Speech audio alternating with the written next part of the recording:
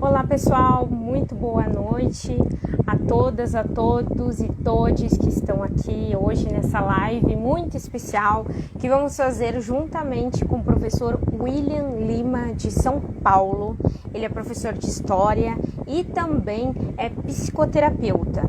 É meu colega de profissão, pois também é professor de Filosofia e, como vocês sabem, né, eu sou professora de inglês, sou professora de Filosofia, sou também técnica em recursos humanos, sou gestora pública, graduada em gestão pública e sou administradora, pesquisadora da parte de diversidade étnico-racial dentro das organizações. E hoje a gente vai falar sobre esse tema muito importante, né, principalmente na atualidade, que é o machismo e as suas emoções, né? Então, agora eu vou apresentar o professor, mas já ele vai entrar aqui e vai fazer a apresentação dele, tá bem? Vamos aguardar um minutinho, só vou convidá-lo aqui. Vamos ver se ele vai entrar agora.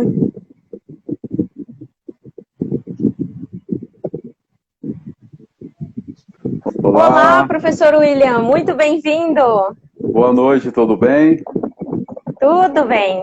Por favor, se apresente. Seja bem-vindo ao meu Instagram. Olá, pessoal. É um prazer estar aqui com seus seguidores. Professora Clarice, né? Essa pessoa sensacional que eu tive a oportunidade de conhecer aqui.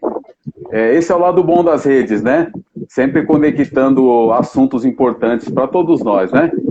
Como a professora Clarice acabou de dizer, nós temos alguma afinidade aí nas disciplinas, né? Elas se conversam bastante, elas se conversam muito, a filosofia é a história é a psicologia é a filosofia, as humanas, né? Sou professor de História, no momento sou professor de História, também tenho especialização em ensino de filosofia e eu trabalho também como psicoterapeuta de maneira online e também presencial. Bom, basicamente essa aí é a minha apresentação, não quero falar, me estender muito nisso, né? Também, algo importante que eu esqueci de falar, eu fiz uma formação em acompanhamento terapêutico, né, que é uma outra modalidade de atendimento, mas isso aí é assunto para outro momento aí. Mais alguma coisa, Clarice, que você gostaria de saber? Não, no momento não. Vamos aguardar a pergunta, se houver alguma pergunta dos seguidores, né? Algumas perguntas aqui, mas a princípio acho que já podemos iniciar com o nosso assunto principal, né, professor? Que é o machismo e as emoções. O que a filosofia e a psicoterapia analítica tem para falar a respeito desse tema, né? Sim, tema fascinante, né, por sinal. A professora pode ficar à vontade, pode... Perfeito. Professor, assim, eu havia escolhido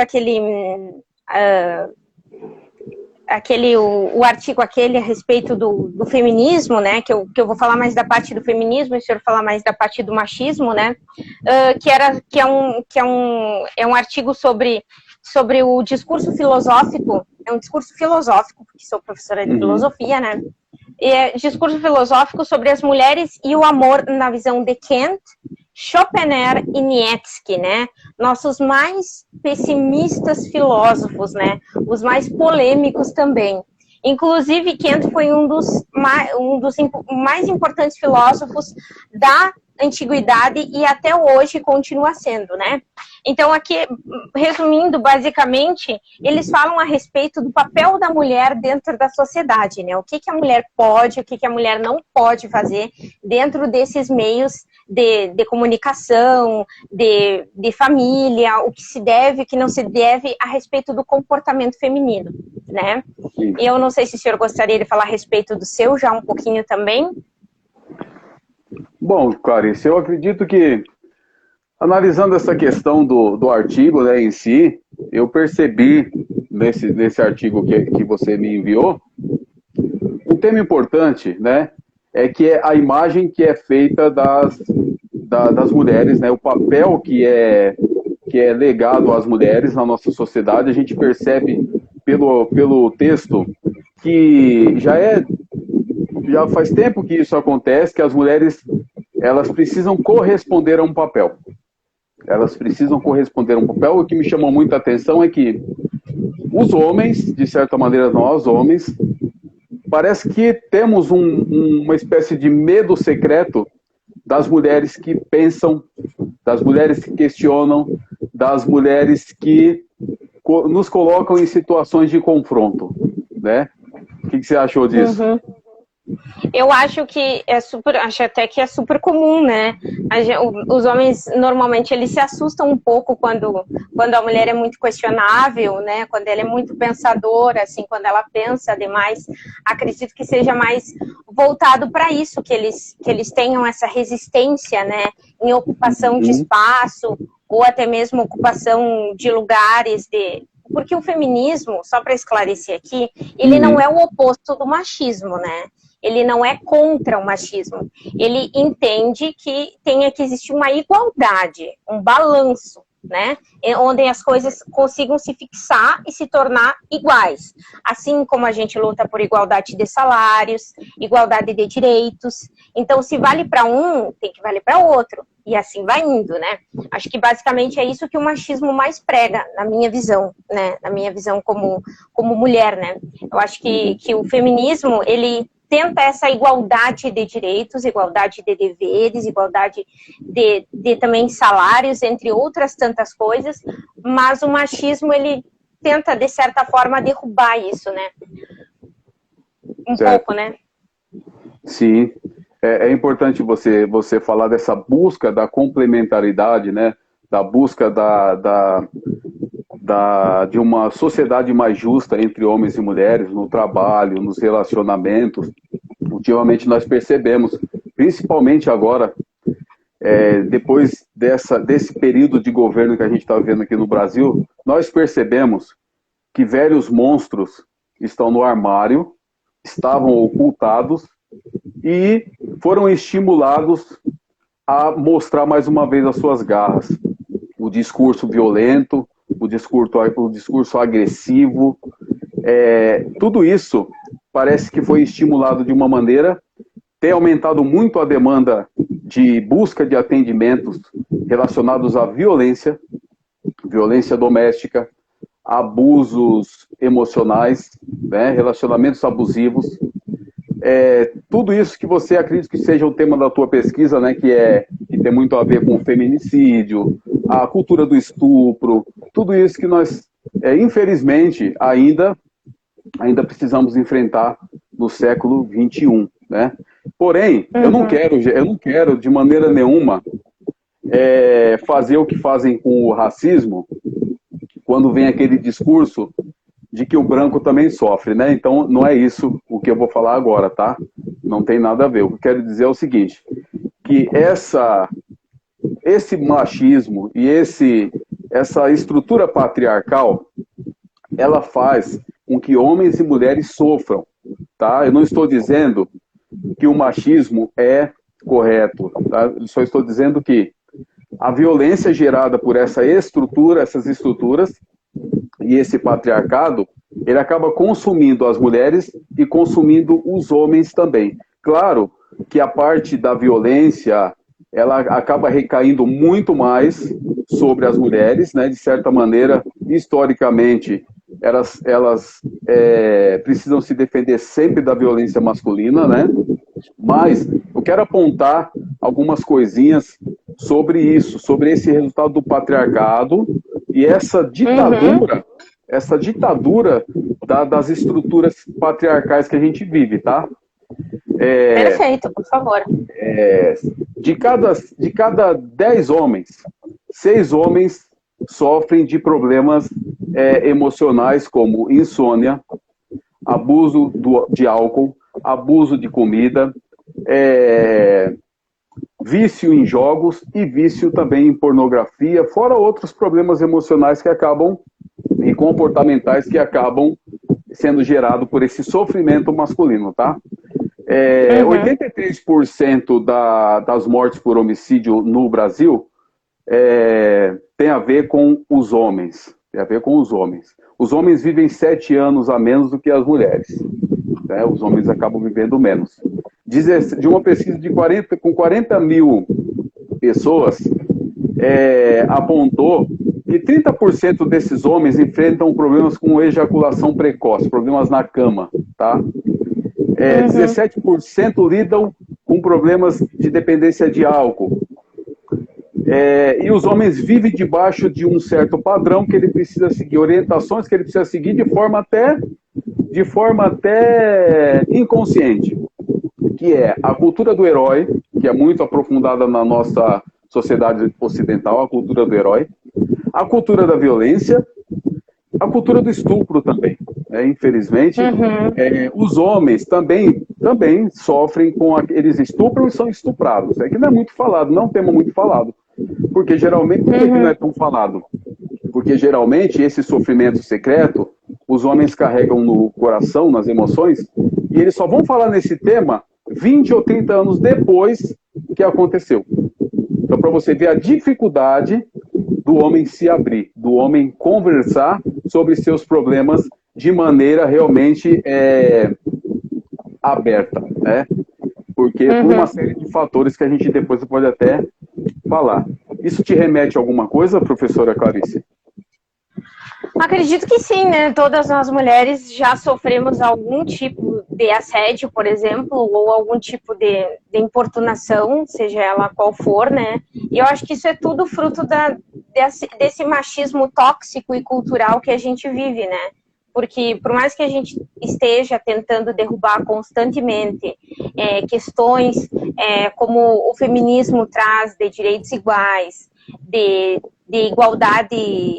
igualdade de salários, enfim, parece que sempre o homem está sempre se ofendendo quando esse tipo de situação acontece, né? Eles sempre se ofendem, parece que eles, por exemplo, um homem ele não precisa provar nada, né? Quem precisa provar é a mulher tem que provar que ela é melhor, ela tem que provar que ela merece o melhor salário, merece o mesmo salário, ela tem que provar que merece subir de cargo, merece ser uma CEO, merece ser uma administradora de sucesso. Então, quer dizer que são coisas assim que vão enraizando na nossa cultura e acaba passando como algo natural. E não é, né, pessoal? Essas coisas não são naturais. Não existe superioridade e inferioridade. Isso vale principalmente quando a gente diz que branco é superior a preto. Isso vale quando a gente diz que o homem é superior à mulher, né? Isso vale quando a gente diz que o não deficiente é superior ao deficiente. Enfim, várias coisas, né, que a gente cria na mente da gente, de uma forma cultural, a gente reproduz sem saber, entendeu? Muitas vezes a gente reproduz consciente, tem muitas pessoas que reproduzem conscientemente, e tem pessoas que reproduzem não conscientemente, porque para aquela pessoa se tornou tão natural, né, que ele vai reproduzindo à medida que as coisas vão acontecendo, né? Isso eu vejo muito também na questão do racismo, né? A gente sempre vê que as pessoas reproduzem palavras, jeitos, modos que não são naturais, que não são vistos, mas eles falam de uma maneira tão natural que parece que quem escuta, assim, acaba tornando natural também. Mas eu acredito que a mulher tem um papel fundamental, tão quanto o homem, né, dentro da sociedade. Acredito que muita coisa não teria acontecido se as mulheres não tivessem ocupado espaços, ou até mesmo eu não estaria aqui, como eu disse para o senhor na nossa última reunião, eu não estaria aqui conversando com vocês, tendo esse nível de conhecimento, não, de troca, né, que eu gosto de dizer que é uma troca, mas assim, de estudo, assim, de pesquisa e tudo mais, eu não teria esse acesso se outras mulheres, né, não tivessem também brigado por isso, lutado por isso, né, ao longo dos tempos atrás. Então, eu acredito que tudo é uma soma. Eu devo muito a outras mulheres que foram linchadas, que foram espancadas durante questões ativistas, né, e acredito que, o senhor acredita que os homens têm que serem parceiros também no combate ao machismo, desculpe? Se eu acredito... Ou o senhor acha que isso é uma obrigação só da mulher? Só as mulheres têm que serem feministas, os homens não? Olha, Clarice, eu acredito... assim, o fato de falar sobre feminismo, o que é o feminino, o que é o masculino, o que é ser humano, tudo isso são questões que para a pessoa no dia a dia, ele muitas vezes não questiona, né? O papel, você é uma filósofa, sabe disso, que muitas vezes nós convivemos tanto com situações que parecem naturais, que nós esquecemos que elas não nascem em árvores, né?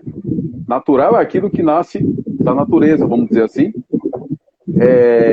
E as coisas produzidas pelo ser humano precisam ser questionadas. Eu acredito que esse papel é de todos nós, porque aí vai também do que eu entendo do que é ser homem. Porque por muito tempo, né, aquilo que eu entendo que é ser homem pode nublar a minha visão em relação à vida, aos relacionamentos, ao trabalho.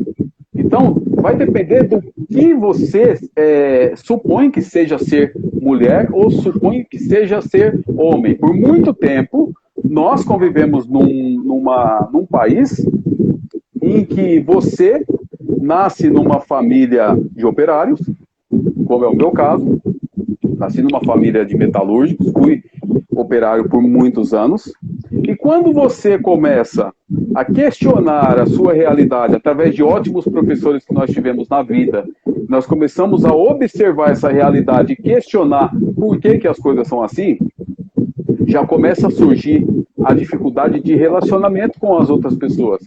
Porque você vem de uma família que considera que trabalho duro não é esse que a gente está fazendo agora, tá? Então, para eles, isso não é trabalho. Ouvir pessoas em sofrimento é um trabalho extremamente desgastante, que se você perguntar para qualquer terapeuta, qualquer psicólogo, ele vai te dizer que é extremamente desgastante e que requer muita resistência, resiliência emocional para a gente lidar com isso. Equilíbrio, tudo isso que nós somos humanos, somos máquinas, né, lidando com o outro, nós somos pessoas. Então, por muito tempo isso não era considerado nem trabalho. Tanto é que a classe trabalhadora, os professores, as professoras, eu como professor digo para você que por que a gente é tão desvalorizado? Porque a profissão de professor, de professora, ainda em muitas instâncias é vista como uma profissão de mulher. Uma profissão feminina. Porque trabalho, alguns ainda dizem, replicam essas falas, né? Que trabalho tem que ser duro, trabalho de homem é trabalho duro, não é sentado lendo livro e falando, né? Então você percebe que, por isso que eu vejo que isso é uma obrigação de todos nós que despertamos a consciência, que isso é um despertar de consciência, para a gente começar a perceber que esse machismo e esse sofrimento não vai proliferar tanto se eu, como homem, me posicionar como quando uma colega de trabalho estiver sendo assediada. Exatamente. Eu acho que isso é fundamental, entendeu? Quando a gente vê uma situação e a gente luta contra ela. Se a gente vê uma pessoa negra sendo prejudicada, sendo massacrada, sendo espancada, seja lá o que for, em algum ato de racismo, é nossa obrigação como ser humano interferir para que aquela pessoa não continue naquela situação. No momento que tu te cala, tu está do lado do opressor. Sim. Né? Então, tu está dando voz àquele opressor. Exatamente. Eu acredito que quando é a questão do feminismo, eu acredito que seja a mesma coisa. Quando se vê uma mulher sendo espancada, quando se vê uma mulher sendo subjugada, quando se vê uma mulher sendo maltratada, seja na versão que for, seja por um colega de trabalho, seja pelo próprio esposo dela, aquele lance em briga de marido e mulher não se mete a colher, né? Eu acho que a gente mete a colher, mete o garfo e mete a faca, né? A gente tem que saber muito bem se colocar em cada situação. Porque senão tu acaba ficando do lado do opressor, né? Acaba incitando as pessoas a tornarem aquilo como natural, como concreto. E não é, né? Eu gosto muito, Clarice, do Leonardo Boff, em algumas ideias dele. Inclusive tem um livro sobre cuidado, ele fala sobre cuidado, em que você observa que um dos trabalhos do homem, uma das funções do homem também é cuidar. Cuidar do outro, né? Cuidar do outro, dar atenção para o outro. Muitas vezes, o que acontece muito entre os homens é o seguinte: os homens não têm, muitas vezes, um ouvido e um ombro para ele poder desabafar suas verdadeiras questões. Então, muitas vezes, nós não falamos daquilo que nos faz sofrer, porque é da nossa cultura engolir o choro e seguir em frente.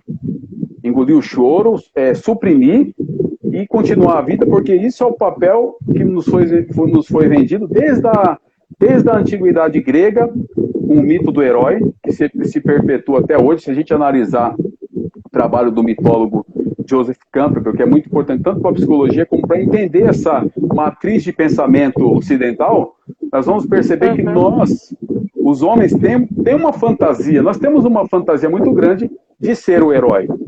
De ser o herói e de tolerar o sofrimento, dar a volta por cima, conseguir passar pelo seu sofrimento, sem precisar, por exemplo, chorar,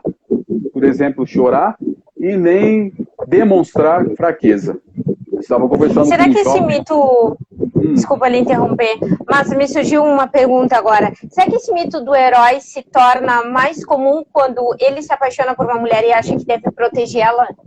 Tem que estar sempre protegendo, e aí vira aquela obsessão, e depois já vira ciúme, e depois já vira posse? Será que é por causa disso? Olha, o universo psíquico de todos nós, ele é muito rico. Então o mito do herói tem muitas nuances, assim. O mito do herói, ele se apresenta de muitas maneiras. Um outro livro do Campbell vai falar disso, que é chamado O Herói de Mil Faces. E você vê diversas maneiras de manifestar esse arquétipo. Jung, né, que é o fundador da psicologia analítica, ele chama isso de forças arquetípicas que movimentam a nossa psique, né? Então, existem muitas maneiras dela se manifestar. Eu acho muito interessante, eu estava conversando com um jovem esses dias, um jovem que casou há pouco tempo, e a gente começou a conversar sobre os programas que passam na TV. Ele vinha do supermercado com a criança de um lado, as compras do outro, né? E ele fazendo aquele malabarismo ali, e eu brinquei da minha sacada aqui, eu falei, tá vendo, amigão? Você pensou que casar era só ficar no sofá assistindo TV? Você vai ver que não é isso aí não, viu? Aí ele brincou comigo, ele falou assim, olha, só porque eu queria assistir meu programa hoje, favorito. Aí a gente conversou sobre o que os homens gostam de fantasiar. Pode ver que o homem gosta de programas como Homens da Montanha.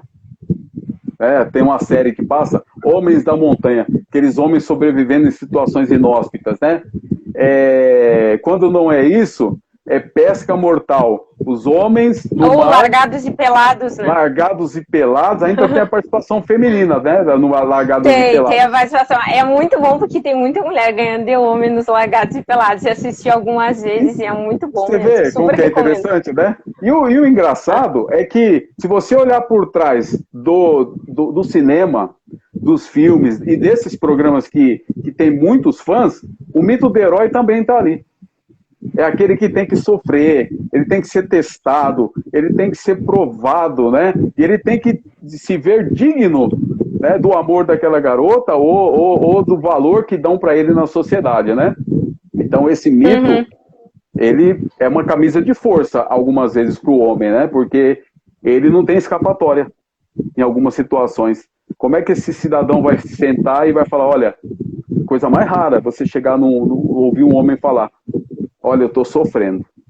Ele olhar para você mesmo e falar assim, estou sofrendo, seja por amor, seja por decepção na carreira, seja por insegurança, medo. A gente fala muito aqui a gente propôs o tema emoções e feminismo, né? O que eu posso sentir? É uma questão, né? O que é que eu posso sentir de emoção? Porque emoções são coisas vastas, tem mais de 400, se você observar, 400 tipos de emoção. E quais são permitidas para mim, homem? Né? Quais eu posso viver? Quais eu posso vivenciar? Muitas vezes eu não posso vivenciar a tristeza, eu não posso sentar para lamentar uma perda, por exemplo, de repente a minha família vai olhar aquilo como um sinal de fraqueza, né?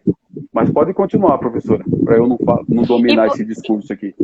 Não, eu tô achando incrível, assim. Mas e qual é o problema da fraqueza em relação ao homem? Por que ele não pode se sentir fraco e exausto? Eu acho que, pegando um parâmetro assim, isso é muito comum nas mulheres que se tornam mães muitas vezes, né? Elas não podem ficar fracas, elas não podem demonstrar emoção muitas vezes por culpa do filho, né? Para não prejudicar o crescimento da criança ou uma série de outras coisas que são sobrecarregadas. As mulheres também são sobrecarregadas, mas eu acho que quando elas se tornam mães, elas ficam duplamente sobrecarregadas, eu acho.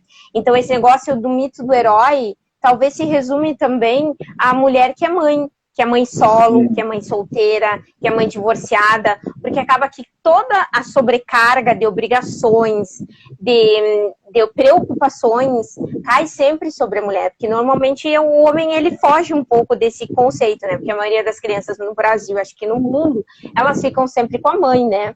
Então, eu acredito que isso seja também... Será que isso também é fruto do machismo? Daquele negócio de... A mãe, quando a mulher se torna mãe, ela tem que entender que maternidade vem com responsabilidade. Mas e paternidade também não vem? Claro, sem dúvida. Sem dúvida. Se tornar pai é um desafio gigantesco. Você tocou num tema importantíssimo. Eu estava observando um trabalho de um analista que ele é pós-junguiano, né? Depois da morte do Jung, outros terapeutas continuaram esse trabalho, e tem um chamado James Hollis. O James Hollis, ele escreveu um livro chamado Sob a Sombra de Saturno. Saturno era aquela divindade que devorava os filhos, né? E nós percebemos, o Hollis vai tratar disso na sua obra, né? Na obra dele, falando que nós homens somos fundamentalmente machucados e com isso nós passamos a perpetuar o sofrimento. Por isso que é sob a sombra de Saturno, né?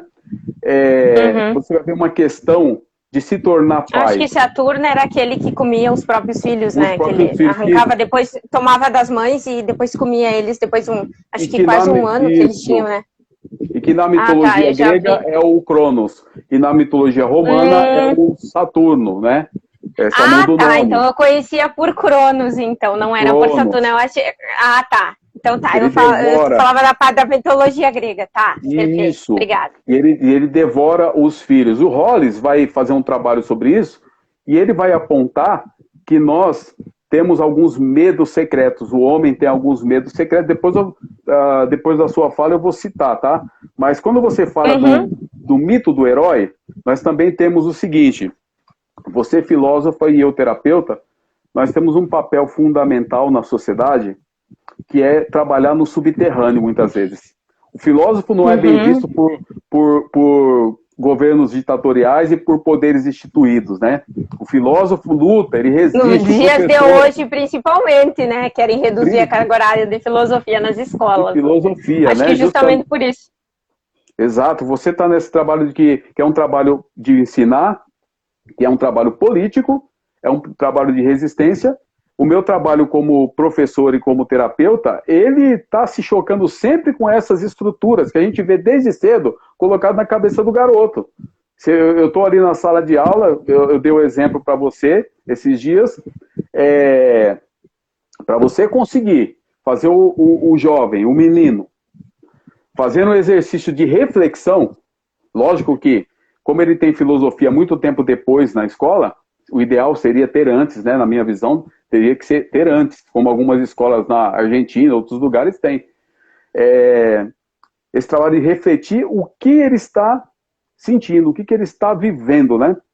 E eu propus um dia, eu comentei com eles o seguinte: eu sofro de hipertensão primária, isso é algo de família. Minha família é interessante, que a minha família não deixa dinheiro de herança, mas a pressão alta eles deixam para nós. A minha parte veio em pressão alta, né? E aí é interessante que eu tentei por muito tempo controlar essa pressão, tá? E uma coisa do nosso ego também, querer controlar uma força que não está sob o nosso controle. Pois bem, passei em diversos cardiologistas, passei numa cardiologista que me deu uma lição de vida, mulher. Ela virou para mim e falou assim: será que o que você está sentindo, cara, não é emoção? Será que não tem uma questão emocional por trás disso aí, não? Será que não tem a ver com esse trabalho que você, no fundo, você odeia? E realmente era um trabalho que eu suportava como um herói, eu sentia que eu tinha que cumprir um papel. Não, eu já era formado. Que era o trabalho de? Era um trabalho numa montadora de automóveis aqui em São Paulo.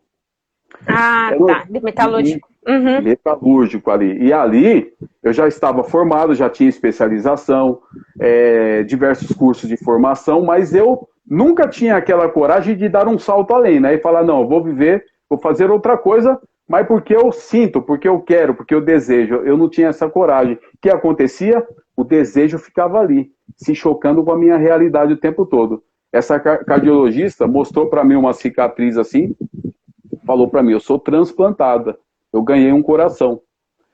E eu prometi para mim naquele dia que eu ia viver a minha vida com felicidade se eu escapasse disso.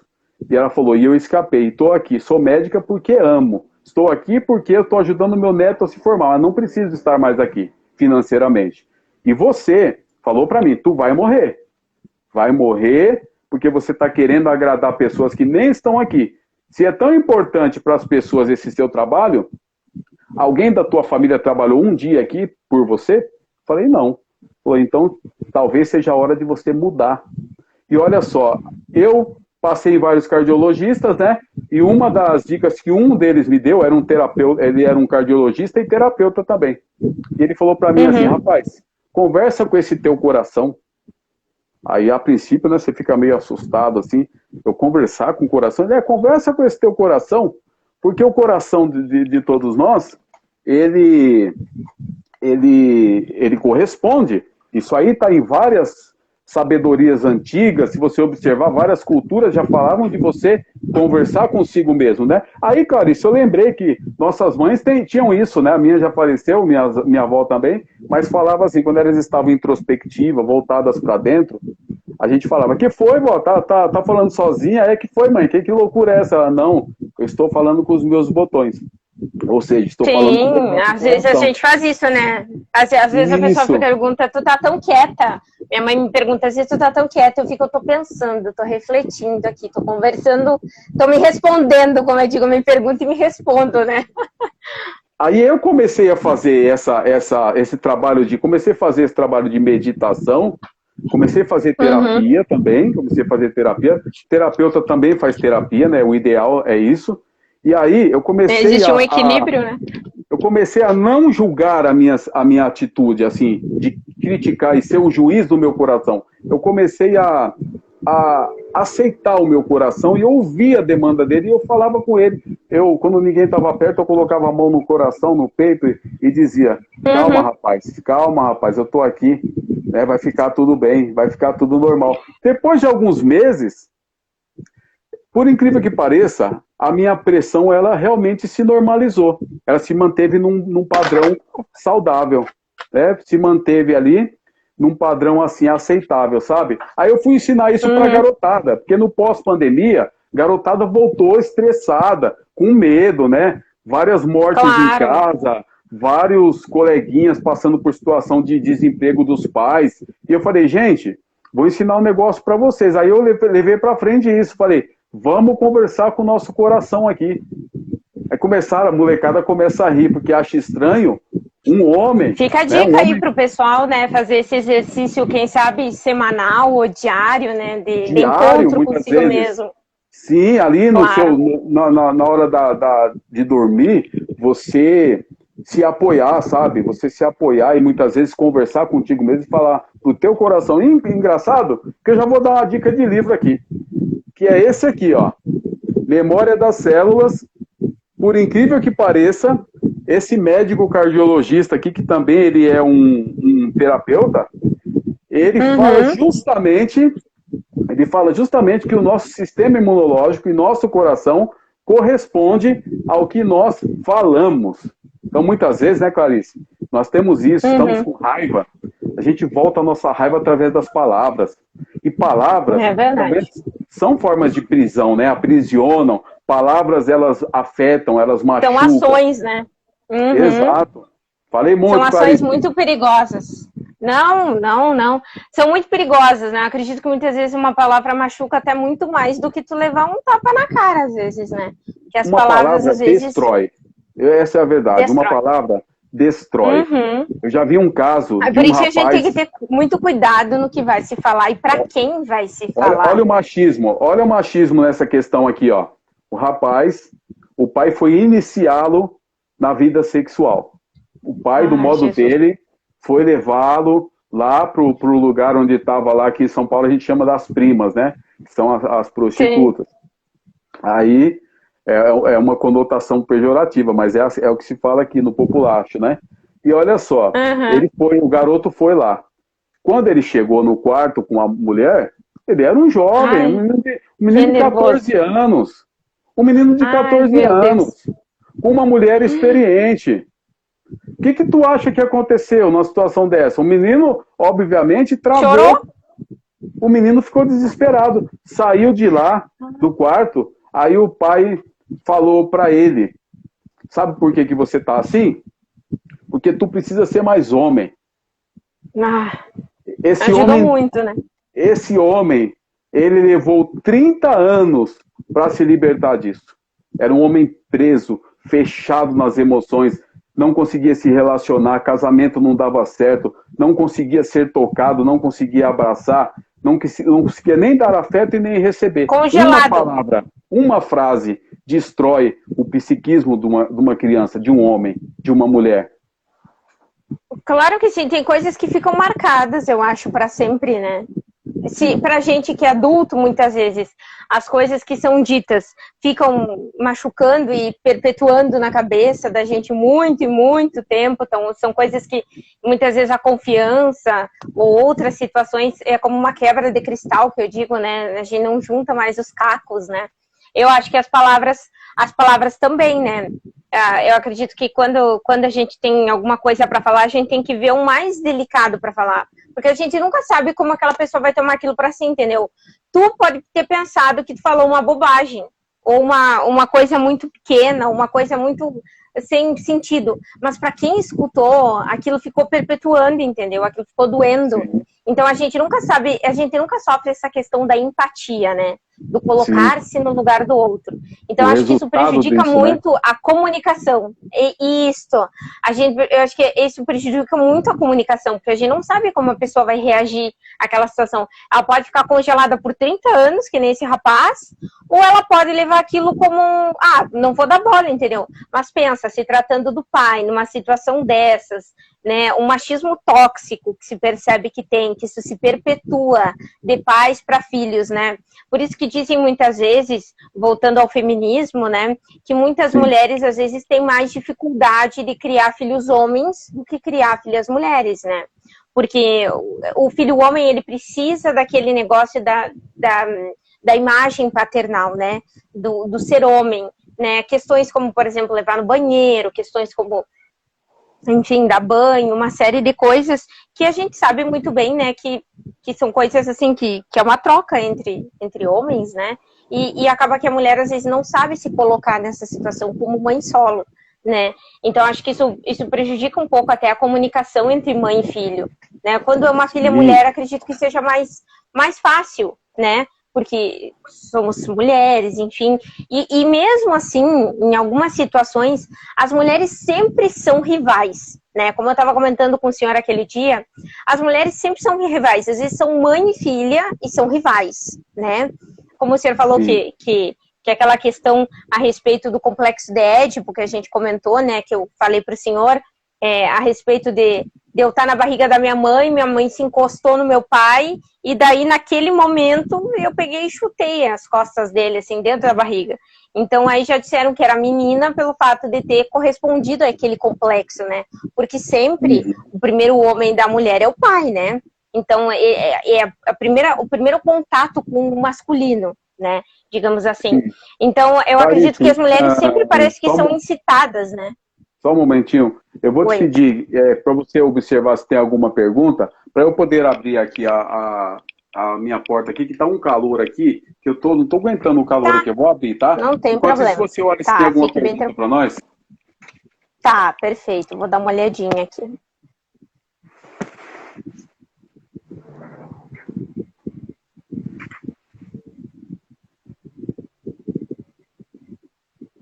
Vamos ver aqui. Pessoal, mandem perguntas, por favor, que o professor já vai voltar. Obrigado, viu? E até o momento o professor não teve nenhuma pergunta até o momento. Mas eu gostaria de lhe fazer uma pergunta aqui particular aqui. Por que existe mesmo nos dias de hoje, né, tanta disputa entre essas mulheres, né? Por que a gente sempre é muito incitada a brigar, né, a se rivalizar? Mulheres rivalizando umas com as outras, sejam elas amigas, mas ao mesmo tempo brigam, sejam elas mãe e filha, irmãs. Por que o senhor acha que isso acontece? Isso é resultado também do machismo tóxico? Professor, essa pergunta é pergunta de filósofo. Filósofo pergunta difícil para a gente ficar elaborando. Não, é apenas, né, uma pergunta, não é só porque é filósofo, não. Uma pergunta bem colocada faz a gente pensar por dias, né? Por dias, por meses, por anos. Uma pergunta bem colocada. É uma pergunta difícil, tá?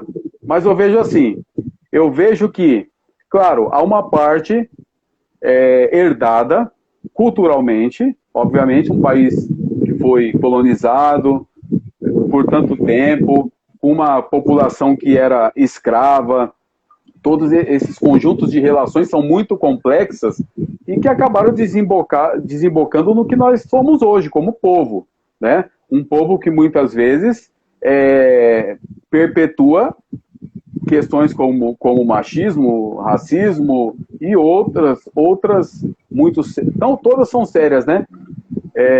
Fascismos e ditaduras de modo geral aí. Então, assim, há esse lado herdado, há esse lado trabalhado, construído culturalmente, que a gente precisa observar, derrubar através do conhecimento, através do estudo do nosso passado, né? Eu acho que isso é fundamental para a gente poder entender. Eu acho que dá para entender um pouco melhor quando a gente olha esse passado colonial, esse passado herdado pelos europeus, né? Tudo isso daí. E outra questão também, se a gente for, agora olhando para o âmbito mais mental, mais psicológico, dentro da psicologia analítica, como eu disse, os mitos, eles são vistos como forças motivadoras que acabam estando em conflito com o indivíduo ali, né? Muitas vezes, a mulher ela também tem os seus mitos heróicos que ela precisa passar por eles. Se você observar bem a história dos mitos, você vai ver que tem muito a ver com a dinâmica da mente feminina, né? Então, um exemplo, uma mulher pode estar numa fase de vida em que ela está voltada para o sentimento, voltada para o amor, voltada para a descoberta, né? É aquela fase Afrodite, vamos dizer assim, a deusa lá do amor, né? Afrodite, assim como o homem também tem um conjunto de mitos que motivam ele, né? Que queria. Exato. Claro que não existe uma didática assim de que você, eu vou sair de uma fase Afrodite e vou entrar na fase Atena, que é a sabedoria, que é quando a mulher começa a observar a consequência da sua ação, quando ela começa a se perceber no mundo e perceber as relações entre o que ela faz e o que pode acontecer, né? A fase Atena, né? Sabedoria, a deusa da sabedoria. A mulher pode também estar naquele momento Deméter, né? Deméter, que é aquela que entende os ciclos, né? De 25 a 30 anos, essa mulher começa a entender os ciclos, começa a entender o papel dela no meio disso tudo que está acontecendo e as consequências desses ciclos, e quando é o momento de terminar um e começar o outro, já é muito mais fácil. Então você vê que a dinâmica feminina, não existe um padrão dominante para dizer assim, olha, toda mulher tem que ser violenta, porque o problema não é só esse, né? Assim como nós estamos em conflito com a realidade de fora, lá dentro a gente pode também estar cindido, a gente pode estar em conflito com forças que são antagônicas. Claro, porque toda regra tem a sua exceção, né? Não é constantemente sempre a mesma coisa. Exatamente. Nem todas vivem a mesma maneira, né? eu acredito que tem todo esse incentivo da sociedade patriarcal para colocar as mulheres em conflito. Né? Esse dia eu vi um vídeo que o rapaz estava ensinando dicas para conquistar as mulheres lá. E ele estava falando o que era ser homem na visão dele, né? E estava falando justamente o que essa mulher espera de você. Ele dizia que a mulher espera que, no fundo, você seja mesmo uma espécie de primata violento ali. Que, no fundo, na visão dele, as mulheres gostam mesmo do nosso lado viril, é do nosso lado forte, heróico e tal. E que o resto é tudo conversinha para tirar a gente da verdadeira masculinidade. Isso, de acordo com o ensinamento desse jovem aí, que acho que dá um curso disso aí, né? No mínimo, não é casado. Pesado, né? Ou não é Bem casado pesado. E não viveu relacionamentos muito longos, que você sabe que vão alternando essas forças em nós, né? Eu me lembrei automaticamente de um filme chamado Lendas da Paixão. Não sei se você já assistiu esse filme. Tem até não, ainda não. Lendas da Paixão. Tem lá um jovem que é o Tristan, que é o Brad Pitt, né? Ele faz o papel é uma família de irmãos. Cada um tem um perfil psicológico ali. Tem um que é advogado, tem um que é pro lado da política, tem um que é da terra. Ele é selvagem, vamos dizer assim. E é justamente... Eles não facilitam para nós, homens, né? Colocaram logo o Brad Pitt nesse papel, né? O camarada está lá, no auge da sua juventude, porque o filme é de mais de 20 anos, está no auge da sua juventude, tá bonitão. Da sua tá beleza. Cabelo comprido lá, aquela coisa do homem da terra, o homem selvagem, né? E chega uma mulher na casa, e é namorada do que é mais sensível, o rapaz é mais sensível, ele é um poeta, ele gosta de escrever, e a moça gosta desse lado dele. Mas ela se vê numa paixão entre esse e o que é o selvagem da história. É um drama que no final... Dois extremos, né? É um drama que quase ninguém sai vivo da história, porque há uma alternância para ficar com a moça, porque o destino acaba fazendo isso com eles ali. Mas eu estava percebendo que tem um monte de livros que falam isso, que ensinam que, no fundo, nós somos um homem, nosso coração é selvagem, que o nosso coração, ele quer grandes aventuras, ele quer sempre conquistar uma mulher, ele quer sempre mostrar essa faceta do herói, né? Porém, todos sabemos que nós não podemos ser herói o tempo todo, nós não podemos ser amante, né, o tempo todo. Nós temos que trabalhar, tem que pagar boleto, né, temos que educar filho, a gente tem que viver o dia a dia. Como é que você vai ser versão Brad Pitt o tempo todo? Só no cinema, né? A realidade é outra. Então, voltando à sua pergunta, eu me alonguei muito, mas a questão dessa disputa, então, eu vejo que há fatores externos que dividem as mulheres e os homens também, porque há uma grande rivalidade, mesmo que diz que o homem é mais unido, o homem é mais camarada. Não, ele é mais camarada superficialmente. Até certo ponto, né? Até certo ponto, porque um homem não chega para o outro e diz, olha, seguinte, rapaz, ontem à noite eu falei na hora H lá. O homem nunca fala isso para os amigos, seus amigos vão rir, os amigos vão brincar e vão falar para ele, bebe uma aí que você vai melhorar disso daí, né? Então, os homens não são unidos como o pessoal fala. Dentro do consultório, homens que lá fora são CEOs, são executivos, são advogados, revelam, muitas vezes, todo esse medo, toda essa angústia, toda essa tristeza que todos nós carregamos no coração. Não existe o homem Hércules, né? Mais alguma aí, Pro? Não, assim, eu gostaria de complementar, assim, essa sua fala, que acho que foi muito perfeita, assim, nessa questão das fases da mulher, da qual não conhecia, que existiam essas fases de quais a gente deveria passar, pelo menos. Acho que estou agora na fase Atena, pelo que percebi, que é dos 25 aos 30 anos, né? Uma coisa assim que o senhor falou. Da consequência, do pensamento crítico. Exatamente, da autoavaliação. Acredito eu que estou nessa fase aí, obedecendo esse padrão cronológico aí. Mas assim, Clarice, é assim, eu não me atenho muito a estruturas muito fixas nisso aí, porque a psicologia analítica, ela sempre vai dizer que o nosso desenvolvimento psicológico, ele é em espiral, né? É uma dialética, em que você sempre vai e volta. Então, você pode progredir, regredir, voltar a questões do passado. Não existe uma fase didática fechada, tá? Para dizer assim, olha, estou na fase Atena, estou na fase Deméter. Não, mas a gente vai vivenciando isso ao longo da nossa vida em momentos diferentes, tá? Ah, tá, entendi. Acho que ficou mais tranquilo agora.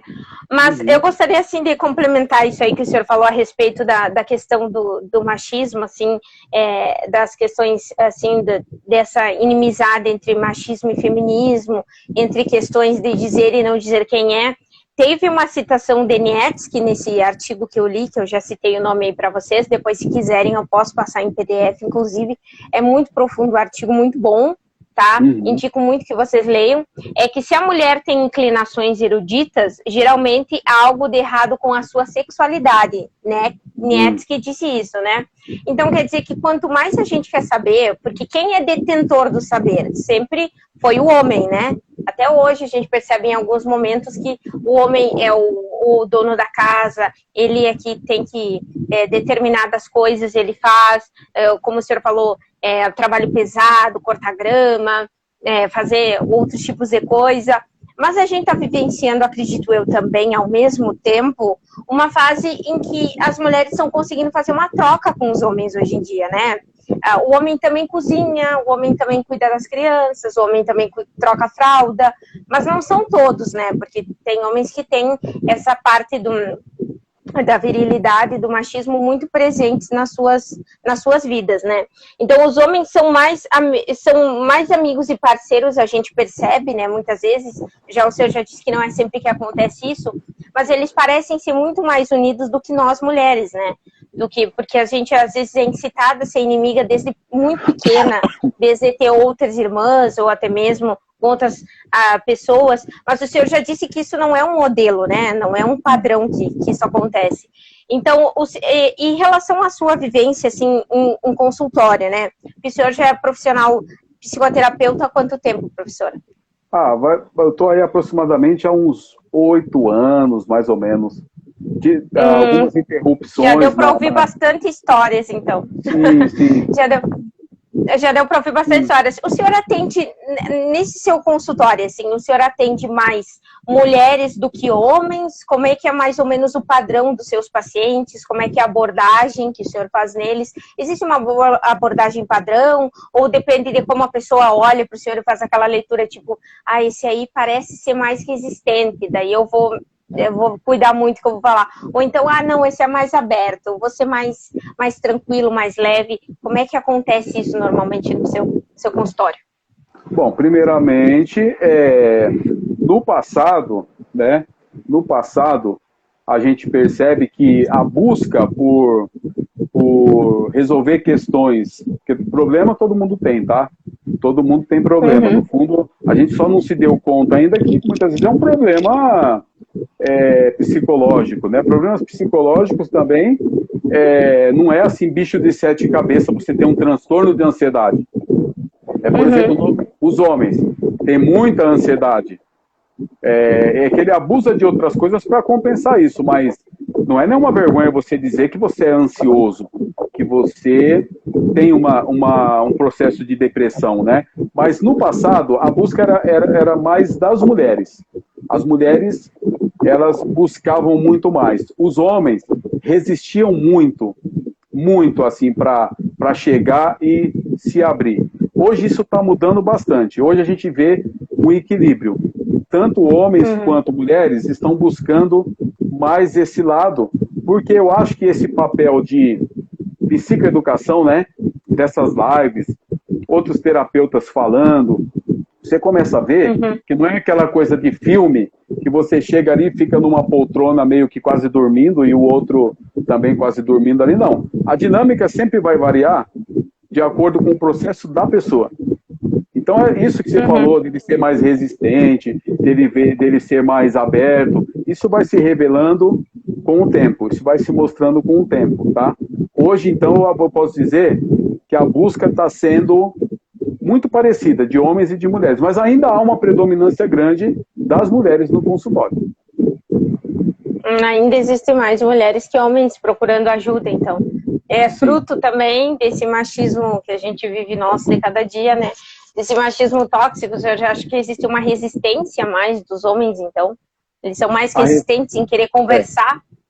Se eu for seguir aquelas ideias que eu te falei do James Hollis, né, que fala disso aí, ele elencou aqui, eu até anotei aqui para vocês, ele elencou aí alguns dos segredos que nós homens carregamos e que acabam sendo camisas emocionais, camisas de força, né, emocionais, que nos aprisionam. Por exemplo, a vida dos homens também é governada por expectativas e fantasia de performance. Então o homem, tem até o mito lá de Procrusto, né, que quando os viajantes iam de Mégara para Atenas, o mito diz que tinha o Procrusto, que era uma espécie de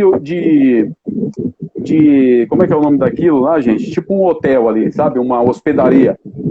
E o homem, o viajante parava ali para dormir, e quando ele ia para a cama, ele se deitava, e se as pernas dele fossem maiores do que o tamanho da cama, o Procrusto ia e serrava as canelas do homem, né? Para ele poder caber. Ai, que horror! Para ele poder caber. Se ele fosse menor, aí o Procrusto esticava você.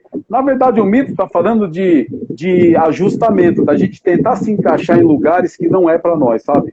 Que a gente tem isso, olha, eu vejo que não é para mim, eu dei o exemplo da hipertensão. Aquele trabalho eu não gostava, me maltratava, eu podia ser outra coisa, eu tinha condição de tentar, mas havia um medo do fracasso. Então os homens têm essa fantasia de que ele tem que performar, ele tem que estar em alto nível.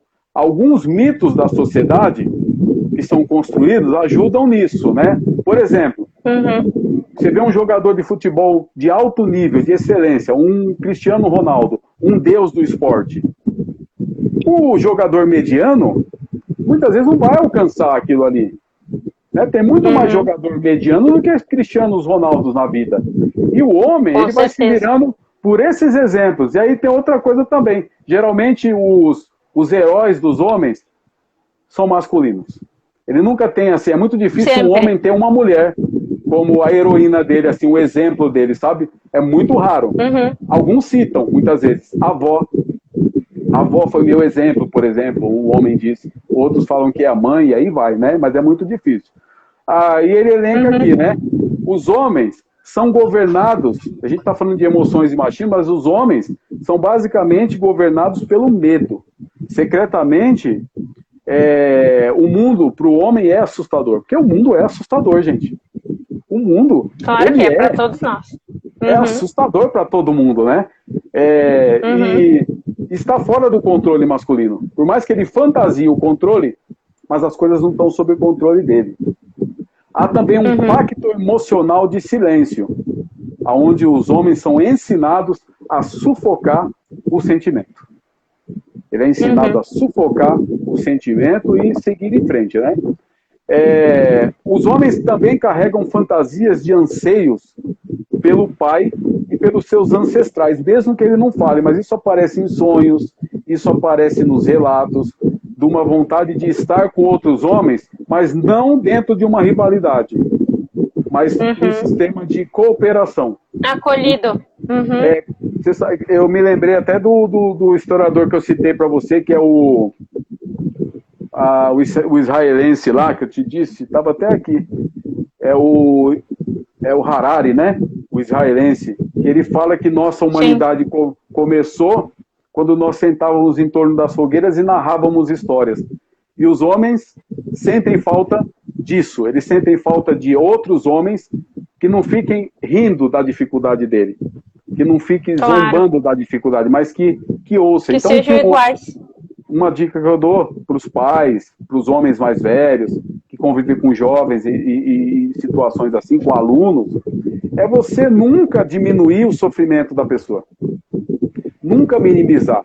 Assim como a gente não minimiza uma situação machista dentro de sala de aula, onde o rapazinho vai, passa a mão na garota e a gente faz de conta, não, isso aí é da idade, isso acontece. Não, você tem que chamar, você não vai humilhar, logicamente, você vai chamar a parte, você vai conversar, explicar que ela não quer ser tocada daquela maneira, que ela não tem idade para isso, que ele não tem permissão sobre o outro corpo, né? Isso é um trabalho educacional que nós, homens mais velhos, temos que fazer.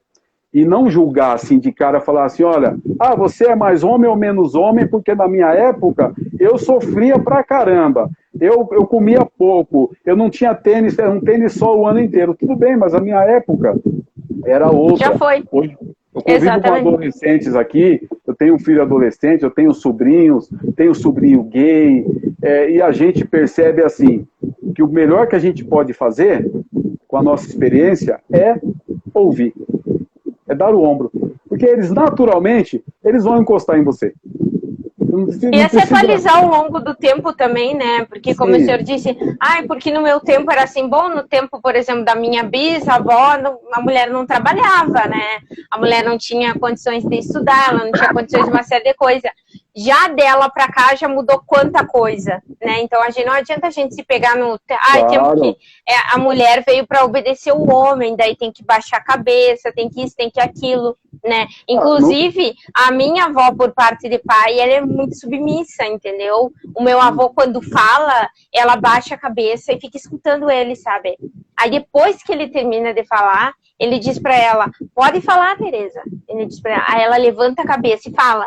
Aí quando ele interrompe ela baixa a cabeça e escuta. Depois ele diz, pode falar, entendeu? Então é algo que me incomodava muito quando eu ia visitar eles, assim, que tinha essa submissão, assim, eu nunca tinha visto, assim, principalmente nos dias de hoje, essa submissão. Porque já fui criada de uma outra maneira, enfim, né? De outra forma, em que não existe essa coisa de que peço permissão para falar, peço permissão para isso, peço permissão para aquilo, né? Então, ver aquilo, tudo bem que eles têm 80 e poucos anos, mas bota 80 e poucos anos, não é tanto tempo assim, né? E daí as pessoas ainda, a mulher ainda baixa a cabeça. E o pior é quando tu vê mulheres da minha idade, assim, com quase 30 anos, 30 e poucos anos, que reproduzem isso também, né? Que baixam a cabeça, esperam o homem terminar de falar, e daí depois elas têm permissão para falar. Elas não podem interromper o raciocínio deles, né? Então, acho que isso é uma coisa bem tóxica, assim, bem complicada, assim. Não me vejo nessa situação, nem agora, nem nunca. Mas, assim, deve ter sido naturalizado de uma maneira que elas aceitaram isso como algo comum, né? Como algo que deva ser correto, sei lá. Não sei, é por isso que eu lhe digo que a gente tem que se atualizar ao longo do tempo. A gente tem que saber que a mulher não veio para obedecer. Ninguém veio para obedecer ninguém, né? A gente estava em complexo de igualdade. Então, se vocês verem que tem alguém sendo submisso, vocês têm que dar um toque, eu acho, na pessoa. Tipo, claro. Não seja assim, né? Eu acho interessante a sua fala, porque assim, quando você fala que ninguém veio para obedecer, né? E ninguém veio para mandar. Eu acho que a violência começa pela linguagem, a violência começa pelas palavras que a gente usa ou não pode usar, né? Começa quando você manda alguém calar a boca. Isso é uma violência, né? Tudo isso começa como violência. Eu vejo assim, o relacionamento são como os aeroportos. Você precisa ter você tem que seguir regras, assim. Claro que sim. Veio, assim, a gente um padrão sociável, né? Se a gente não para conseguir se socializar. Se você não seguir regras no aeroporto, não sai ninguém vivo de um voo, de uma aterrissagem nem de uma decolagem. Se a gente não seguir, né? Porém, os relacionamentos são a mesma coisa. A gente, obviamente, não veio para manter o outro debaixo de uma lei, de uma coisa rígida, de uma coisa opressora. Mas nós podemos, claro, aprender com o outro. A gente pode... Nossa, eu aprendi tanta coisa ao longo da minha vida com a minha esposa, por exemplo. Há coisas que eu só aprendi com a minha esposa. Há coisas que eu passei a perceber melhor em mim, quando eu também parei para refletir o que é esse relacionamento, sabe? Então, muitas vezes, se a gente não se atentar a isso, aí fica o homem naquela, não, eu não vou obedecer a mulher, não, porque eu tenho pensamento livre, eu sou pensador, e a mulher também, eu não quero saber. Não, é uma questão de estar disposto e aberto, porque o outro está falando, é questão de ouvir. Simplesmente de ouvir. É questão de respeito, né? É uma questão de ouvir. respeitar e ser respeitado, né? Igual você falou, tudo é visto como uma grande batalha. Se você aceitar as reivindicações de trabalho de uma mulher, de aumento salarial ou de igualdade de salário na mesma função, o que te dói no homem? O que te dói isso? O fato de uma mulher estar fazendo a mesma coisa, que fragilidade é essa do teu ego masculino? Que fragilidade é essa que não te permite uma justiça salarial aí, uma equidade aí? O que te dói tanto de ver uma mulher bem-sucedida? Por que te dói ver uma mulher escrever livros? Né? Então, assim, é você se questionar, refletir, né? Outra... Filosofar, né? Filosofar. Outra questão que você me fez lembrar também é a vida não vivida dos pais. Quando você fala de família, avós, o modo que era lá... Gente, eu não vou dizer que não foi importante a formação que eu tive, mesmo sendo datado, né? Eu sou um homem que nasceu em 76, eu sou uma pessoa que viveu os anos 80, era outro modo de vida, não era um capitalismo tão voraz, não era uma sociedade, como o Bauman diz, né, que é uma sociedade líquida, né, em que não há relacionamentos que durem, né, nada disso hoje. É estranho para mim relacionamentos que são trocados tão rápidos, como se fosse um simples desligar ou desconectar-se da pessoa no mundo eletrônico, né? O Bauman fala muito disso. Mas mesmo assim, exatamente. Há coisas que eu aprendi lá naquele momento que foram importantes para mim. Por exemplo, a capacidade de resistir, ela é importante tanto para o homem quanto para a mulher. Você sair de uma fábrica, montar carros, peças o dia inteiro, trabalhando em pé, andando o dia inteiro, sair para uma faculdade, dormir 4 horas por dia e depois estar de pé ali às 4 e pouco para você voltar para aquela rotina. Tudo isso exige da gente uma carga de resiliência e tudo, né? Mas a gente não pode... Para existir um equilíbrio. Pode se apegar nisso e falar, nossa, que valor que eu tenho. Porque eu tô sofrendo com isso. Eu tô sofrendo. Quando o Hollis fala da vida não vivida dos pais, ele fala que é importantíssimo, em análise isso também é importante, a gente analisar a vida não vivida dos pais. Porque muitas vezes os conflitos que nós levamos para frente não são conflitos que são nossos, que nasceram no nosso coração, mas são conflitos que vieram da família. Aquilo que o teu pai não quis ser, aquilo que o teu pai não quis mudar, aquilo que a tua mãe não quis tolerar ou não quis mudar, tudo isso vai envolvendo a gente numa teia psíquica, né? E que a gente está enredado. Tanto é que eu gosto da palavra desenvolvimento emocional, porque eu lembro da imagem do se desenvolver de véus, né? De ataduras que ligam a gente, você se desenvolver dessas tramas familiares e pensar, peraí, relacionamento da minha mãe era aquilo, do meu pai foi aquilo lá, mas o que é esse meu relacionamento? O que eu quero para esse relacionamento? Né? Ou muitas vezes trazer as angústias, né, de que eles viveram, né, por exemplo, pais separados, como é no caso do meu, né, meus pais são separados há mais de 20 anos, então às vezes a gente, querendo ou não, a gente toma para si, né, tipo, será que eu vou ter a mesma questão também, será que eu vou me separar lá na frente, será que vou conseguir ter um relacionamento duradouro ou não, né, então são vivências que a gente vai até muitas vezes até se emparedando, assim, se protegendo para que tomara que isso não aconteça comigo, tomara que isso, então acho que é uma forma que a gente tem de prever, né, ou de tentar controlar, como o senhor disse, coisas que são incontroláveis, né. Incontroláveis, porque quem está na vida, ele tá para afetar e para ser afetado, né? E muitas vezes nós pensamos que nunca vamos viver algumas emoções ou alguns relacionamentos e acabamos vivendo. A gente faz de tudo para se proteger, a gente se blinda. Tem até um livro chamado O Cavaleiro Preso na Armadura, muito interessante para perceber o sofrimento masculino, né? O homem que se blinda. Né? Você olha para ele tem um padrãozinho, é o homem que ouve um tipo de música, ele deixa a barba de um certo jeito, ele reproduz certos discursos, e ele é macho, ele é homem, né? E aí a gente começa a perceber que existem muitas maneiras de você se pôr como homem. Existem muitas facetas da nossa masculinidade que são importantíssimas e que a gente não desenvolve.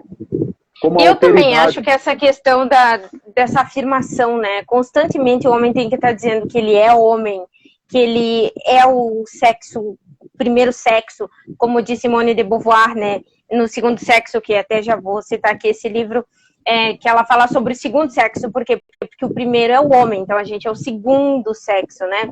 Em que ela fala sobre a situação da mulher dentro da sociedade e traz isso a debate, né? Ela cansa de dizer que nesse livro que as mulheres foram feitas iguais e merecem as mesmas igualdades, os mesmos privilégios e não privilégios dos homens, né? Então eu acredito que essa coisa de eu acho assim, que quando tu tem uma coisa que tu tem que enfatizar muito, o problema é na coisa, entendeu? Quando tu tem que estar sempre se afirmando naquilo, sempre dizendo que eu sou homem, eu tenho atitude de homem, eu tenho que me comportar como homem, eu tenho que fazer assim, eu tenho que fazer assado, eu tenho que me vestir de tal maneira, eu tenho que ficar com tal olhar, eu tenho que me comportar de tal maneira, sentar de tal jeito, aquele lance de senta como menina, fecha a perna, e não sei o que. Tudo isso determina mais ou menos as tuas características hoje e amanhã, né?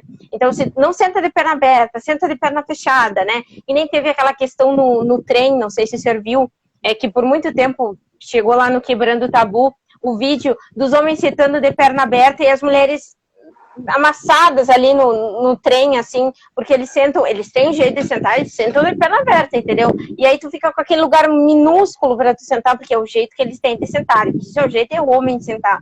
Então eles já não têm nem noção de que aquilo ocupa espaço, entendeu? Que eles podiam sentar de perna fechada ou de perna cruzada. Daí eles não têm muito esse discernimento, né? De entender que aquilo não se trata de uma pose, né? Sim. Se trata de uma cultura que criaram que eles têm que sentarem assim, né? Papel, então exatamente, de um padrão, exatamente, de um padrão. Não é porque tem que ser assim, confortável nem nada. Não é exatamente. Confortável. É desconfortável e você acaba deixando desconfortável outros homens que estão do lado, outras pessoas, mulheres, crianças, porque você simplesmente precisa representar o papel. Eu preciso me ater ao papel, o script que foi escrito para mim. Se eu não tiver dentro eu tenho que me dele... comportar de tal maneira e não sei o quê. Eu acho que essas regras, esses tabus estão sendo quebrados hoje em dia também, né? Sim. Ainda bem, de várias maneiras, mas isso ainda falta ainda, né? Tem muita luta ainda para ser colocada, né? Ser levado isso a debate e tudo mais. E eu acho que assim... acredito que essas questões, assim, até de comportamento, porque homem tem que falar palavrão, mulher não fala palavrão, mulher tem que ser quietinha, ela tem que falar pouco, como disse aqui um trecho, assim, que até Schopenhauer fala que quanto menos a mulher falar, mais bonita ela se torna, né? Então quer dizer que a mulher que fala muito, que questiona, que pergunta, que lê, ela não pode, né, fazer parte desse mundo feminino, ela tem que ser masculinizada, ela tem que usar barba, como diz o Nietzsche, né? Então, são preconceitos, assim, que vão criando para congelar a mulher e dizer que ela é assim. Ela não pode ser de outra maneira. Ela não pode ser outra coisa, a não ser uma dona de casa, com filhos, que tem um esposo. A mulher tem que casar até tantos anos, e depois desses tantos anos, se ela não casar, algum problema ela tem. Então, até isso hoje é cobrado, né, em sociedade ainda, essa questão da mulher, né. Fui, inclusive, quando eu tinha 24 anos, eu fui cobrada por uma tia minha, né. Ela pegou e me disse assim, e quando é que vai casar, né? E quando é que vai casar? E eu disse assim, nem me formei ainda direito e tudo mais. E diz ela, pois é, mas na tua idade a tua mãe já era casada. Então, algum problema tem aí que tu não casa. Uma coisa assim que não tá errado aí alguma coisa, né? Pleno século XXI. Então, são coisas assim que a gente tem muito tempo. É tudo muito cronometrado. Tem idade para casar, tem idade para ter filho, tem idade para se formar, tem idade para namorar, tem idade... Eu acho que é muita informação, assim, que eu acho que a gente não consegue captar tudo, né, ao mesmo tempo. Eu acho que é muita informação. Tanto para homem, exatamente. E também dá medo, tanto para homem quanto para mulher, né? Porque acaba que a gente começa a dizer, eu tenho que fazer tal coisa, mas eu tenho que fazer outra coisa ao mesmo tempo, e a gente não sabe quem agrada, né? Aí fica naquela questão, vou agradar quem? Poxa, agrada a ti mesmo, né? Se tu acha que não deve casar, não casa. Eu vou dar uma dica. Se tu acha que não deve ter filho, não... Vou dar uma dica para os homens. Olha, diga. Você só vai ter problemas com uma mulher que pensa muito e que fala bastante se você tiver muita coisa para esconder. Se você precisa, diante dela, você precisa se esconder o tempo todo. Você não pode chorar porque perdeu alguém. Você não pode estar triste porque seu trabalho está te oprimindo. E você não pode ser você diante dela? Será que ela é mesmo para você? Por quê? Não é filósofo, mas está fazendo pergunta difícil, viu? Será que ela é mesmo para você? Por que fugir tanto? Por que fugimos tanto? Porque o que escondemos? Porque nos escondemos, né? Exatamente. E o pior, né? De acordo com o Hollis aqui, ele ainda cita que o poder feminino é imenso na organização psíquica do homem. Isso faz com que ele distorça e projete sobre o feminino o complexo materno. E acaba se baseando no poder. Por exemplo, a formação do nosso psiquismo é muito afetada pela mãe, pelas mulheres, não vou dizer a mãe, as mulheres da nossa vida. E nós somos muito presos a esses papéis e não percebemos. Já vi casos de homens com mais de 30 que a mãe já havia morrido, mas ainda mandava nele. A mãe não está mais presente aqui, né? Mas o consciente dele está. Mas no psiquismo, na estrutura, nas falas dele, no modo dele não se permitir. Não vou fazer poesia porque isso é coisa de homem afeminado, né? Olha só a forma com que muitos homens pensam. Não vou fazer filosofia porque isso não é um trabalho de homem de verdade. Não vou escrever um livro porque não é trabalho de homem. Não vou cheirar uma flor ali no lugar onde eu passei porque vão pensar que eu sou estranho, né? Hoje eu vejo assim, o homem não se permite viver. Ele vai vivendo tanto esses papéis que ele não se permite viver. E a vida vai embora, a vida é curta, né? Você acaba muitas vezes aprisionado num papel e não vive o amor, as relações que você poderia se entregar, você poderia receber o outro, e você muitas vezes está aprisionado num papel de alguém que nem está mais aqui. Né? É um ideal que você se prendeu. O Hollis diz isso no seu trabalho, Clarice. Gente, então a mensagem que a gente vai deixar para vocês com essa cartada final do professor William Lima aí é que viva! Vocês têm que verem a vida que vocês quiserem viver. Se vocês são mulheres ou homens, se você é um homem e quer usar cor rosa, se você é uma mulher e quer usar uma calça diferente, não tem problema, faça, né? Se você quiser viver sozinho, viva, pelo amor de Deus, viva. Não adianta viver num casamento que a pessoa não é feliz, que a pessoa não consegue ter uma relação de amizade. E é como a professora falou assim, ó, se o casamento tu não consegue ser tu mesmo, se tu não consegue ser verdadeiro e honesto com as tuas emoções, é sinal que essa pessoa, seja homem ou mulher, ela não te merece. Ela não merece estar na sua vida, né? Perfeito, hein? Perfeito, eu acho que muitas pessoas vão entrar em contato com o professor. Por favor, sigam o professor William Lima nas redes sociais, que ele dá super dicas aí de relacionamentos, de emoções, enfim, de várias coisas como terapeuta. Me sigam também, por favor, aqui pelo @Clarice Garim, sigam me acompanhando aqui, que sempre tem um bate-papo sobre filosofia, sobre inglês, sobre temas polêmicos ou não. Enfim, agradeço imensamente, professora, o senhor ter aceitado fazer essa live. Acredito que esclareceu muita coisa para muitas pessoas, inclusive para mim, porque vou me libertar mais ainda. Já vi que tem algumas coisas que irei pensar hoje, por mais alguns dias, né? Me autoavaliar, né? Acho que é importante essa autoavaliação da gente, né? Então, ó, tem uma pessoa ali que botou, ó, por isso me separei, Elisete Fernandes. Que bom que você se separou, fico muito feliz. Minha mãe também se separou, porque viu que as coisas não estavam fluindo. Acho que é muito importante essa questão da separação, né? Que as pessoas muitas vezes lutam para separar. Eu vou ficar nesse casamento porque nascemos, que até a morte separa. Nossa, gente, até que a morte separa é muito tempo, entendeu? Porque a gente não sabe quanto tempo a gente tem. Aí vai esperar a morte chegar para separar e depois não se sabe o que acontece, né? Para onde a gente vai? O universo não se sabe. A gente só tem uma vida, a princípio, né? Isso é fantástico. Eu vou lembrar aqui de um professor de filosofia italiano que ele dizia que a vida não refletida, ela não vale a pena ser vivida, uma vida não refletida. O tempo, hoje eu entendo, eu andei aprendendo isso até esses dias, o tempo é muito relativo, né? O tempo para amar, muitas vezes a gente acha que nunca vai amar. E cada um tem o seu tempo, né, professora? Cada pessoa, ela tem o seu tempo, não adianta a gente colocar um padrão na pessoa, né, que a pessoa tem que seguir. Eu me formei com 25, meu filho vai ter que formar com 25? Não, claro que não. A pessoa pode formar com 40, com 60. Seu filho não é você, né? E a gente pensa isso, tem tempo pro amor, relacionamentos longos quer dizer que é amor. Será? Aí, né, Clarice, entra essas questões de que vida é essa que eu não posso ser eu e eu me obrigo... Até quando o que será que essa pessoa aceitou para estar... Eu fico pensando assim, ó, abrir um parênteses aqui, porque a pessoa às vezes é casada há 40, 50 anos, eu fico pensando o que essas pessoas aguentaram uma junto com a outra para ficar mais de 40 anos casadas. Né? Aí entra traição, uma série de coisas, né? É muito complicado. Silencioso e que não se sabe o que tem ali. Mas o tempo revela, né? Eu quero deixar também, Clarice, 2 dicas de livro, né? Que a gente falou bastante. Por favor, fique à vontade.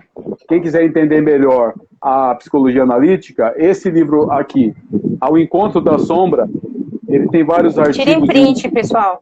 Isso, ó. Ao Encontro da Sombra, vai ficar meio ao contrário, mas é só lembrar depois. Ao Encontro da Sombra vai falar dos aspectos que a gente não aceita em nós. Isso é muito interessante, é um conceito.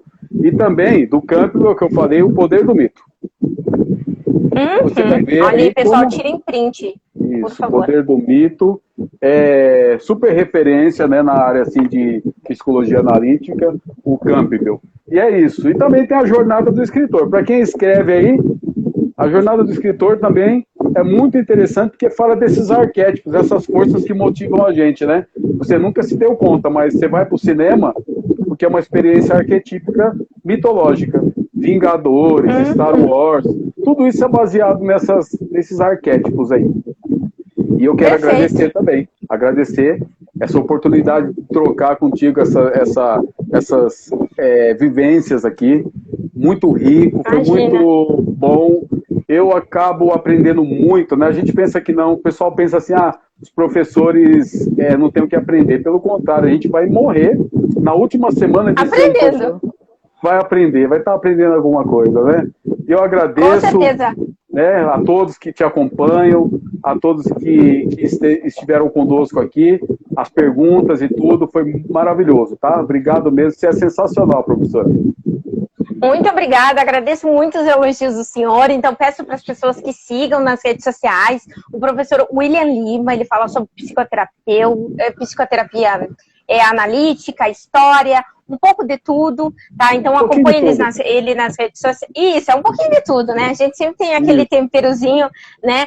Eu também já vou deixar minhas indicações de livros aqui para vocês, que é Sejamos Todos Feministas, da Chimamanda Ngozi, no qual ela convida as pessoas, os leitores, né, para entender um pouco mais sobre esse mundo feminista, sobre os ideais, sobre as mulheres, qual o papel da mulher dentro da sociedade. Então, você que é machista, né, por favor, que tenha se identificado aqui nessa live como machista, leia esses livros, tanto que o professor indicou, quanto eu indiquei, que é da Sejamos Todos Feministas, da Chimamanda, O Segundo Sexo, da Simone de Beauvoir, que foi uma das mais famosas escritoras feministas do mundo, né? Foi ela que abriu portas para outras mulheres escreverem, para outras mulheres encantarem o mundo com as suas ideias, porque sim, temos ideias, sim, somos escritoras, somos pesquisadoras, somos professoras, somos quem queremos ser, independente dos rótulos, somos várias dentro de uma só, né? Mulheres são feitas de muitas fases, muitas faces também,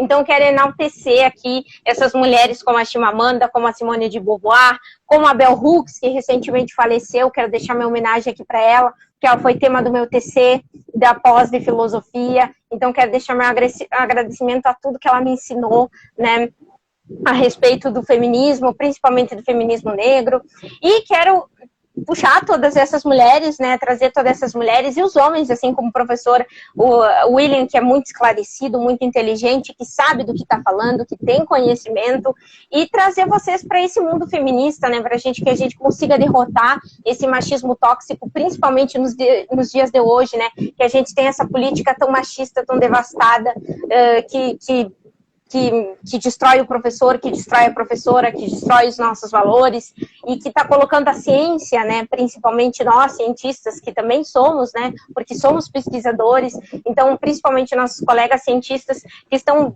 dando um duro aí por questões de estudo e estão sendo muito, muito, muito questionados, né. Então, não questionem a ciência, por favor, fiquem em casa, respeitem a quarentena, tomem a vacina quando chegar a vez de vocês e, por favor, se cuidem. É momento de nós nos cuidarmos, tanto psicologicamente, como o professor William muito bem pontuou, é necessário cuidar da nossa cabeça, principalmente nesses tempos de pandemia, e também abrir aquela leitura, derrubar aquele muro que existe dentro da gente, desrespeitar paradigmas, assim, e acredito que seja isso, né, professor? Não sei se quer falar mais alguma coisa. Muito, muito obrigada por tudo. Eu aprendi muito com o senhor. Muito obrigada. Obrigado. Eu pensei que você ia falar, né, pessoal? Leiam tudo e, sobretudo, gente, votem direito, né? Votem por direito, favor. Porque uma vida econômica estável, um país melhor para todos, ajuda muito na saúde psicológica, viu? E, por favor, tenham empatia, viu? Por favor, principalmente na hora de votar, é necessário a gente ter empatia. Quem é que vai sofrer com os nossos votos, né? Quem é que vai ser prejudicado com esses votos, né? A gente quer destruir, a gente quer massacrar, a gente quer arrebentar com o que tem, não, né? Então, por favor, pensem que esse é um ano muito importante. Muito obrigada, professor. O senhor é incrível, muito inteligente, detém muito conhecimento. Ficaria aqui a vida toda com o senhor. Espero lhe encontrar numa próxima live. Espero que o senhor tenha muito sucesso, que o senhor siga compartilhando o seu conhecimento aqui conosco. Lembrando muito bem que o meu Instagram é uma fonte de educação, tá? Todas as portas estão abertas para psicólogos, terapeutas, professores, outros professores que queiram interagir comigo. Fiquem à vontade para entrar em contato. Tá? Queiram demonstrar seu trabalho, falar a respeito dos seus consultórios ou das suas escolas, enfim, de vários temas aqui que vocês acham que sejam importantes, por favor, me contatem pelo direct, tá? Que vocês acham que sejam temas que sejam relevantes, como machismo e emoções, como feminismo, como racismo, como homofobia, como tantas outras coisas, por favor, entrem em contato, que aqui é uma página aberta, pública, somente para quem acredita na educação e acredita que a educação é transformadora, porque ela transformou a minha vida, transformou a vida do professor William e vai transformar a vida de muitas outras pessoas através da leitura, do conhecimento e dos cientistas também, tá bom?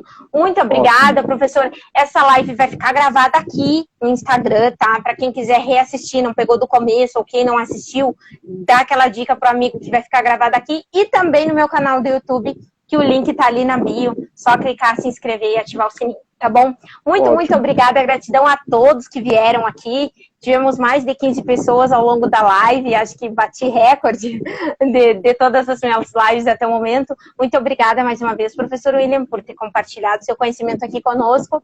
E seja sempre muito bem-vindo a essa página aqui e seja muito bem-vindo sempre que quiser compartilhar alguma coisa, por favor, seja sempre muito bem-vindo, de verdade. Obrigado. Muito obrigada. Boa noite.